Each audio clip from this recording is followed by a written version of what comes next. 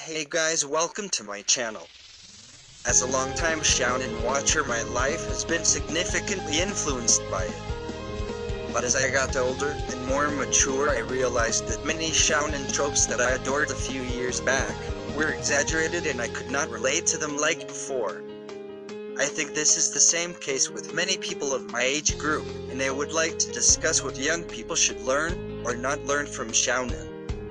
But before going any further, I would like to take a quick moment to thank my subscribers and everyone who watched my videos. Alright then, on to my first point, the main character's worldview. Most of the time it rarely changes significantly and everything seems to just fit into its narrowness. Best example being Goku from Dragon Ball series. He is innocent, has no negative feelings, never struggles emotionally except when fighting, and has a single motivation in life, which is to fight strong opponents. Which fits perfectly into the Dragon Ball universe, but if we think about it in a realistic point of view, we find major flaws. Just imagine a person without a job or regular source of income, ignores familial responsibilities, has no motivation to make money, and you will see the problem. I find this same issue with Natsu from Fairy Tail, who also famously or infamously belongs to the I will protect everyone archetype. His understanding of others' point of view on life does not change throughout the series, and he has no real character development. To me, Goku and Natsu never changed as a person. Unlike them, people have different motivations for different things, at different times. In my opinion, Sakata from one of the most underrated shounens, Gintama, is unique in this matter. He is dumb and lazy in everyday life, and not tries too hard too often. But he seems more alive and natural because he knows how the world works. He is well aware of differing life perspectives of different characters, even though he never shows that he is traumatized from his past.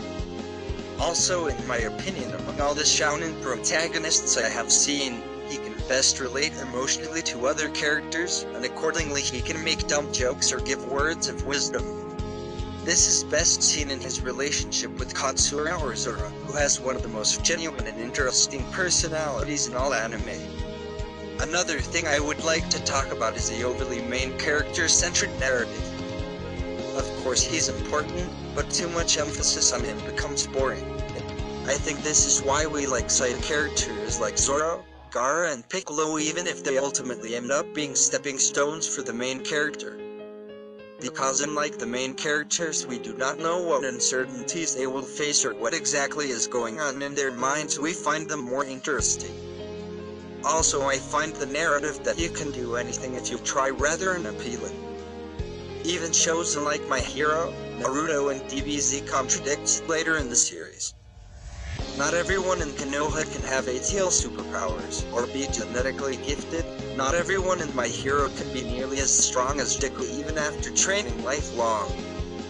For these reasons I enjoyed Kuroko from Kuroko no Basket more. Kuroko is the MVP of the Seirin High School basketball team. But unlike most main characters, he does not get sudden power-ups while staring at his hands, nor does he consistently outperforms his teammates. In the whole series he scores like 5 points in total. Instead he uses his small stature, lack of presence, and his unique capabilities to create openings for Seirin's team to score. He cannot excel by himself, but throughout the show he works on understanding his and his teammates' strengths and weaknesses and brings out the best in all. This is something I wish we should see a lot more. But what we see a lot more is main characters been too emotional to the point it becomes a bit annoying, and the common sense been ignored. Like, why would someone like Deku try to fight a monster? Something completely beyond his abilities to save someone who has bullied him for no legit reasons. I am surprised that he was not taken into custody for it. I dislike that every time Naruto got emotional or angry he got a new power-up, while guys like Rock Lee struggled. This is why I think guys like Shikamaru and Kurapika are fan favorites. They represent power progression in a more logical and relatable way. They do not get advantages and consistent power-ups, but they learn from their mistakes and make best use of whatever they have. This is much like real life if you think about it. Not every one of us will be MVP like Naruto and Goku, but there is something that only we can do, no matter how small it might seem. The growth trajectory of MCs is also something we should look into. In most popular shounens I have found the lack of horizontal growth of MCs.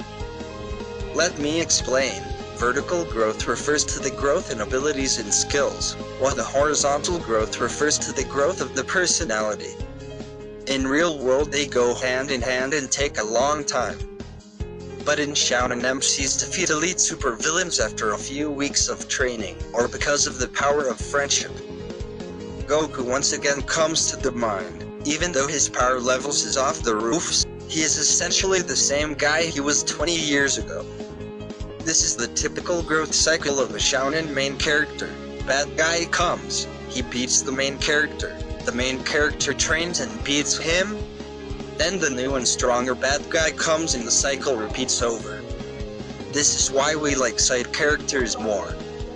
We can see them grow not just in ability, but also as a person, something we all can cheer for. Onto the another shounen's cliche I don't like is that MCs get success just because they work hard. Let me elaborate a bit. Imagine if someone like Rock Lee tried to become the village chief, someone with no taijutsu or ninjutsu. Since childhood Lee has worked harder than anyone in Konoha. Hands down he has the best work ethic I have ever seen in anime. In the Chunin exams he fights Gaara and opens up to the 5th gate of taijutsu. Something genius for his age. But even after giving his 110% and suffering injuries that could have shattered his dreams, he still ends up losing. We feel that he, like most of us, is bound by real limitations. This is something I cannot relate with someone like Asta from Black Clover, who would not shut up about being the Wizard King even when he had no anti-magic. Same is the case with Deku in My Hero. Had these guys not been lucky enough and carried on with their goals, they would have ended up badly. And the last thing that I want to talk about is women and relationships as for shounen. Shounen main characters have no shortage of female attention even though they do not know how relationships work and fail to notice the obvious signs that a girl likes them. They never seem to put any serious efforts into their relationships. There is always this one female character who likes the main character for no genuine reason, gets almost no character development, is desperate for main character's acknowledgement, and trying to be of help to the main character is her motivation to get stronger. Examples being Hinata, Noelle and Mimosa from Black Clover. This is why I do not think they resemble real people. They are treated more like fanservice mascots and cheerleaders. Hey friend, if you made it this far in the video I want to say thank you for your support, it means a lot to me.